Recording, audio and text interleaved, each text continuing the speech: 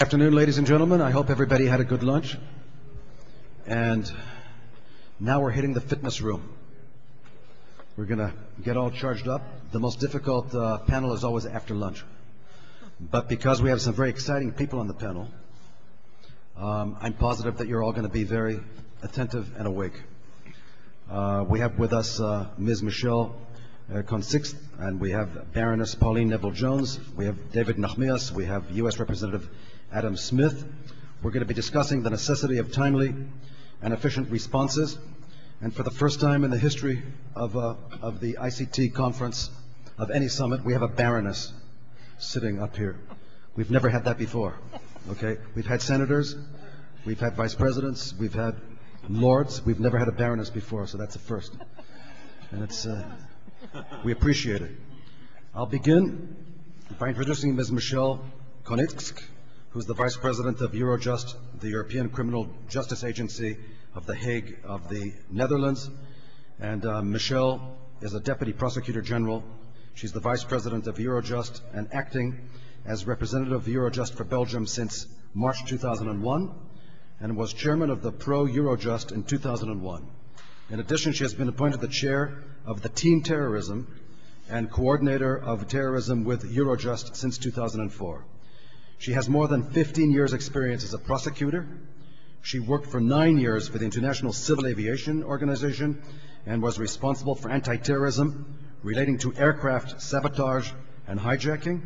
Before joining Eurojust, she was a national prosecutor in Belgium dealing with terrorism and organized crime. Michele.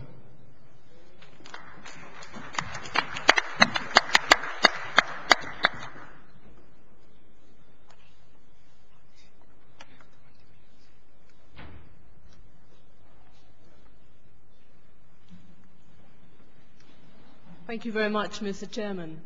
Good afternoon, ladies and gentlemen. Wow, what a challenge. You have been bombarded with an aperitif yesterday, a fine one, with main dishes this morning, with fine lunch, with and now we are serving you new food for thoughts, and I hope I will manage for 20 minutes. I'm very grateful that I'm here, that I can lift up some of the mysteries of Eurojust, and I'm very grateful especially to Dr. Boaz Gunnar that he invited me. I must admit that when I accepted this invitation, I didn't know that I had to stay for 3 years. But I'm delighted to be here and to speak about our work. The fight against terrorism, I would say, combined the prevention of terrorism, the necessity, the need of timely, I would say in time, and efficient, successful responses, seen through the eyes of a prosecutor, because that's exactly what I am. I'm not an academic, I'm not a student, I'm not an artist, I'm just a practitioner, working since 20 years in the judiciary and since 7 years at European level. So we will look at the fight against terrorism, the prevention of terrorism, with the eyes of a European prosecutor, member of a unit which is called Eurojust, and that's nothing else than the European Judicial Cooperation and Coordinating Body, which was established in 2001, started its activities in Brussels, moved, because the heads of states started this in 2002, to The Hague, and there it is trying to make the fight against organized crime, transborder serious crime, the whole range of activities from fraud to money laundering to trafficking in human beings, trafficking in drugs, to terrorism in all its splendor, more efficient, more successful. And that's exactly what I'm going to talk about. If you would ask me what you need to be performant in the fight against terrorism, I would say after 15 years, a lot of courage, a lot of energy, a lot of commitment, patience, and before everything else, a lot of good fortune. Because you need every piece, single piece of information, and that right in time. Because without that information, as complete as possible, you cannot start to communicate, you cannot start to coordinate, you cannot start to cooperate. And this is exactly what is being asked from Eurojust, to cooperate and to coordinate across the borders judicially. Now, is there a need to coordinate and cooperate Do we need a wake-up call? No, we don't need a wake-up call. What we do need is to stay alert, to stay vigilant. March 2004, a big terrorist bomb attack in Madrid, killing 192 persons, injuring more than 1,000 persons. July, twice, 2005, London, killing and injuring a lot of people. August 2006, again, a plot against American airliners starting up in London. Last year, 2007, June 2007, again, London, Glasgow, an interrupted terrorist attack. A plot, again, against innocent people. The 4th of September, Denmark. They arrested 8 people. They were plotting a terrorist attack, deriving their information from the internet, how to make bombs, and gathering TAPT, or rather acetone peroxide, and also trying to derive information from what they learned in training camps. It was aborted in time. The 4th of September, again, this time in Germany, Frankfurt, a disrupted terrorist attack plotted by 3 persons, 2 German nationals and 1 Turkish person. Again, they were deriving their information from the internet, how to make a bomb. We collected in Germany a huge amount of explosive liquids, hydrogen peroxide, enough liquids to blow up a whole village, even a whole city. This happened at European Union level. This happened in Europe. Hence, I'm saying with conviction, we do not need a wake-up call.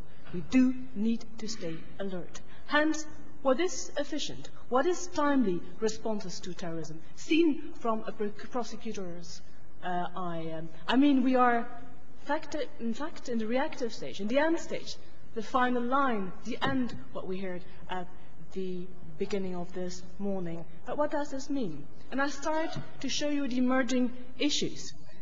What we need is to have information, to share information, to exchange information.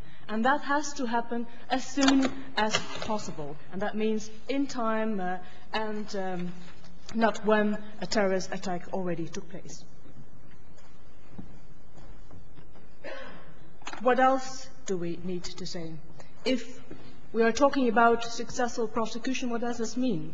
Are we only working for having convictions, good judgments, good convictions as such? Or should we also focus on disrupting terrorist activity? That means becoming more and more preventive, stopping terrorist activity in time. And indeed, we had to change our mindset, we had to change our mentalities, and I just made an overview of what happened in Europe, and this is showing that indeed, in the UK, and in Denmark, and in Germany, law enforcement, police, both and judicial authorities are more and more focusing now on the prevention, the proactive approach of terrorism. Efficient prosecution here means to stop, disrupt activity in time, to give clear signals to those potential terrorists who want to do whatever is called terrorist activity. So exchange of information is vital. Another thing which is vital when you're communicating information, exchanging information, coordinating, cooperating, is trust. Believe me. I was sharing a meeting on the 13th of June 2001 at Eurojust, which is standing for Provisional Eurojust. And that means that we were at that moment gathering prosecutors, instructing judges, professionals from 7 countries talking about Al-Qaeda, because we received information that an Al-Qaeda network was active on European soil.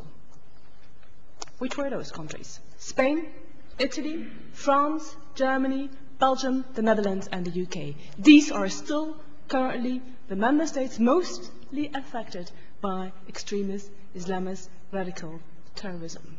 I can assure you that it was hard to make them talk to each other, because the Prosecutor General from Madrid didn't want to share his information with the instructing judge from France, and he didn't want to share his information with an unknown prosecutor from Germany. It was difficult. Although we succeeded, thanks to that coordination meeting on the 13th of June 2001, to detect a group active in Spain, to make arrests in August 2001, which were later on leading to the 11th of September attacks. Unfortunately, we could not stop that activity. Unfortunately, we were not experienced again, but that was a first sign.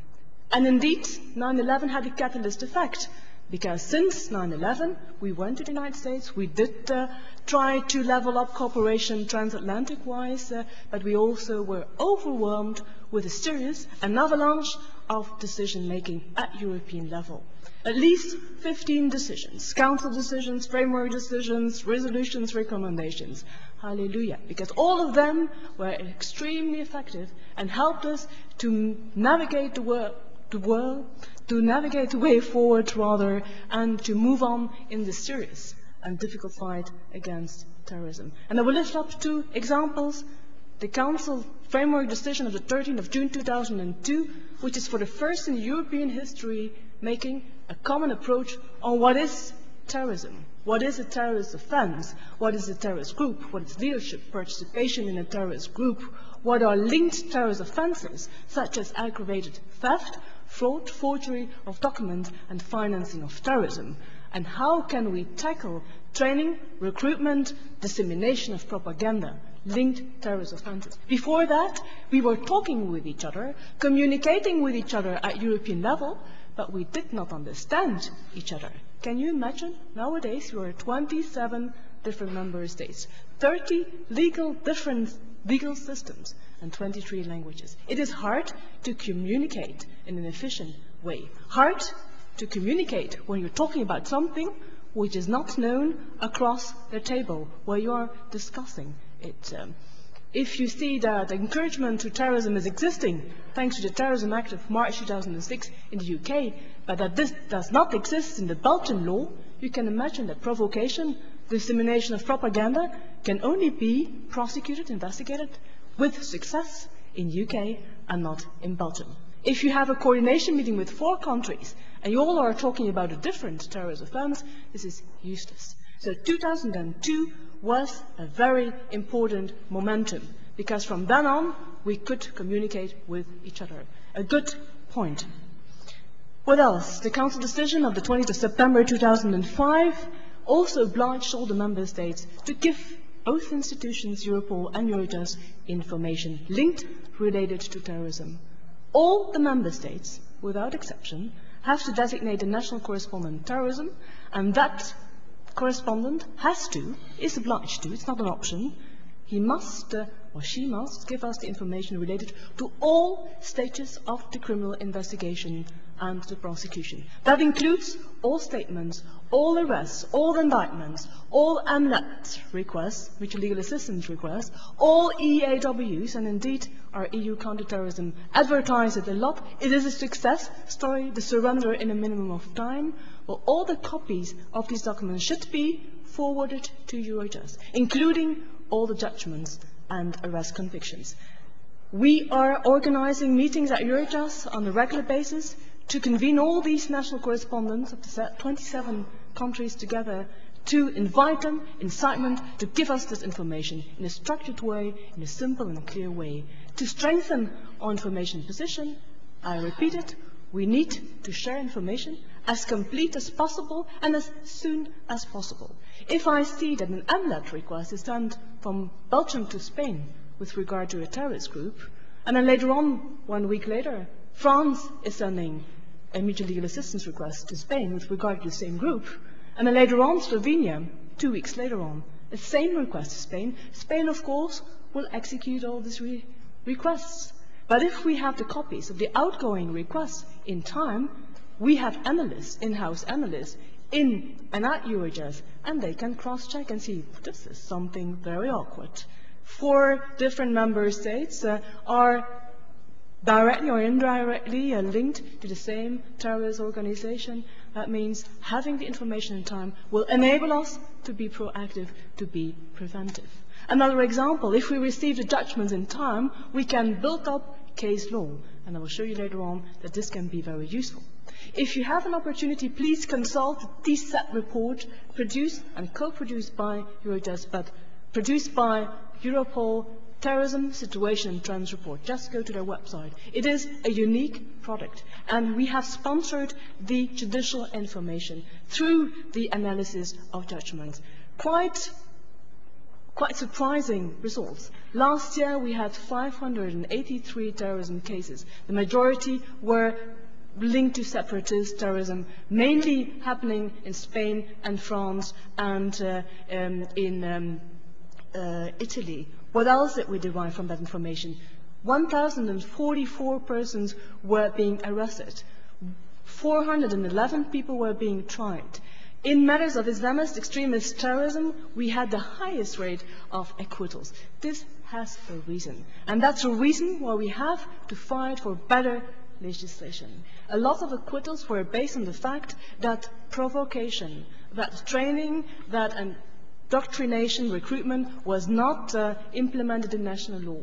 Now initiatives have been taken. By the end of this year, the European Parliament endorsed the initiative. We will have adopted national legislation. Hence, and I am very hopeful that this will happen, we will be able to tackle, for instance, PKK, for instance, LTTE, Tamil Tigers, for instance, other groups which are really concentrating on training, funding, activities, recruitment, and provocation.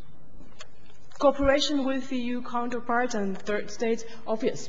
We had, for instance, bomb Madrid attacks was leading directly to Morocco. We had to meet with the Prosecutor General of Rabat. We had to cooperate with them. We had several cases with Switzerland, more than 100 cases.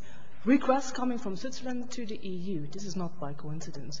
We had several coordination meetings with the United States. Of course, this is not a coincidence. So we had to conclude agreements, and that's exactly what we have been doing with the United States, with Norway, with different other states. And we have two prosecutors at a permanent basis working at Eurojust, coming from the United States and Norway, but also with other international organizations such as the Council of Europe, Codexter, Comité d'experts en matière de terrorisme, and also, of course, with UNODC TPB, Terrorism Prevention Branch, where we have exchanged letters and we are building up training. And this is leading us to the last point. Specialization, training, and enough manpower. It is useless to put around the table experts from different countries and then detecting at the end of discussions for, unfortunately, we cannot jump on your train, a coordination train, because in our member state there is not enough manpower. We don't have enough police, we don't have enough experts to do a joint action, to have common house searches, synchronized interventions. This is, for me, very important. Exchange of information, timely, to have adopted legislation taking into account of more and more proactive role and cooperating not only with the EU, which is already quite difficult, but also outside of the EU, including with Israel. We had lots of meetings with Israel, and our contact point here is Mr. Bloem from the Department of Justice. Maybe you know him. He is a highly appreciated professional at Eurojust. This is what I've been doing since 2004, sharing the counter-terrorism team, focusing on the first point, because Eurojust is a coordination unit, and we're focusing on, in fact, three kinds of meetings: strategic, operational, and tactical meetings. The rest is also quite important. If I go in more detail, would be able to go in more detail, I would concentrate on the financing of terrorism, cyber terrorism, BCNR, biological, nuclear, chemical, and radiological terrorism.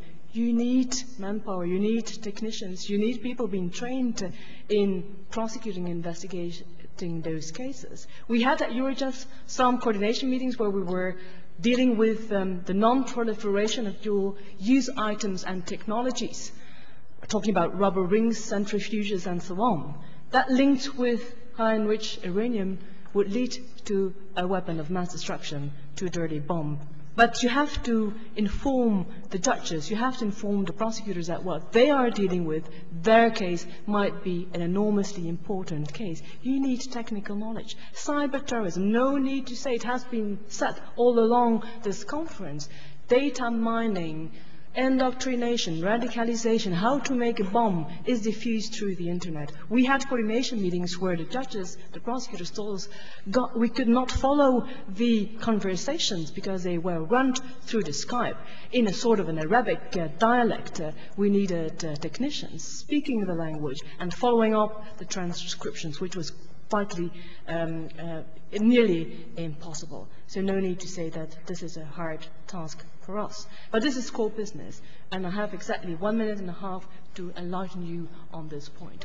Operational meetings, strategic meetings, and tactical meetings. Starting with the strategic meetings where we are reuniting the National Correspondents Terrorism, telling them what they have to do on a yearly basis. The last one took place in June this year. We're just trying to inform them as much as possible. And then also showing what we are doing with their information, showing them analyses of judgments and so on. The tactical meetings are also important because there we are reuniting around the table those facing particular problems, such as PKK, returning jihadists, and trying to invite the others as observers to learn from their experiences. This is a good exercise. Vital, however, is the operational meeting. One example, only Operation Carry. The first operation where 2 Belgians were committing suicide in Iraq, returning jihadists. We did run the coordination meetings in August, September, October 2005. Suicidal attacks took place in November 2005. We followed the group, a cell, logistic cell active around Europe, moving towards Syria, Egypt, and all those areas, and ending up in Iraq, coming back to Belgium. Difficult to follow, but thanks to good collaboration, exchange of information and time, we could coordinate this case. We followed up this case because the Belgian prosecutor had to request lots of things. There were about 22 MLAT requests sent to 16 countries. Syria, Egypt, Morocco, Algeria, and their responses were not always quick and in time and rapid. So we helped them through this point. And last but not least, during the trial, the prosecutor was faced with a very hard defense lawyers' collection. And they said, this is not linked to terrorism, this is international humanitarian law, so go and play at home. This is not for a trial case, this is not linked to terrorism. They were making a reference to an Italian judgment. 1 year prior to the trial, there was a judgment indeed. In first instance, it was an acquittal, but thanks to the help of Eurojust, we could make some verifications. First instance, an acquittal. In appeal, a judgment, a conviction, twice for 6 years and 8 years. And this was simply ignored by the defense lawyers. We made copies of these Italian arrests. We made an analysis in an A4 page in English. We transferred it to the trial. It was used twice, in first instance and in appeal, successfully, because those returning jihadists remaining in Belgium have been convicted. In first instance, 10 years, it has been cut down in 5 years, but it still is what I call efficient prosecution, because we have sent out a signal: what you're doing is illegal, is appalling, is unacceptable, is a terrorist offense and should be prosecuted. It has been accepted, it is a good case law. And finally, I would say, good laws, good manpower, good expertise, and finally, you need Eurojust at European level for ensuring good judicial cooperation and coordination. And this is not the end of the story, because when terrorists are in prisons, another story starts with correcting those people, with reinserting them in society. But we are only one small element of the chain. But if that element is weak, we are lost. We are not alone in Europe, we are all together, and I hope I can count on your collaboration. If there are questions, I'm at your disposal. Thank you very much.